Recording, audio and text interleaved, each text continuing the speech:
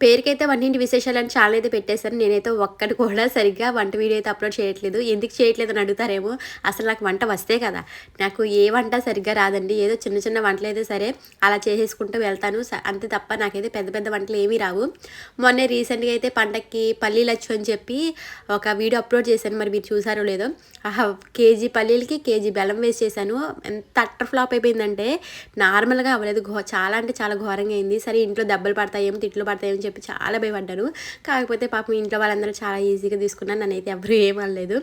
పొరపాటున అనుంటే జలపాతం అలా అలా పారుకుంటా వెళ్ళిపోయేది.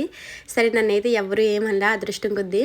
ఇంకా వీడియోస్ చేయకూడదని అయితే ఫిక్స్ అవ్వలేదు, చేద్దామని ఫిక్స్ అయ్యాను. కాకపోతే వంటింటి విశేషాలు అనే పేరైతే తీసేస్తానండి. ఎందుకంటే ఆ పేరుకు తగ్గ న్యాయం అయితే నేను అస్సలు చేయలేను. వీడియోస్ కూడా నేను కంటిన్యూగా అప్లోడ్ అయితే చేయట్లేదు. ఇంట్లో హెల్త్ ప్రాబ్లమ్స్ వల్ల అలా అలా అయితే చేయట్లేదు. నాకు చిన్న బాబు ఉన్నాడు కదండి, సో కంటిన్యూగా అప్లోడ్ చేయలేకపోతున్నాను. మెయిన్ వంట వీడియోలు అసలు అప్లోడ్ చేయకూడదు అనుకుంటున్నానండి.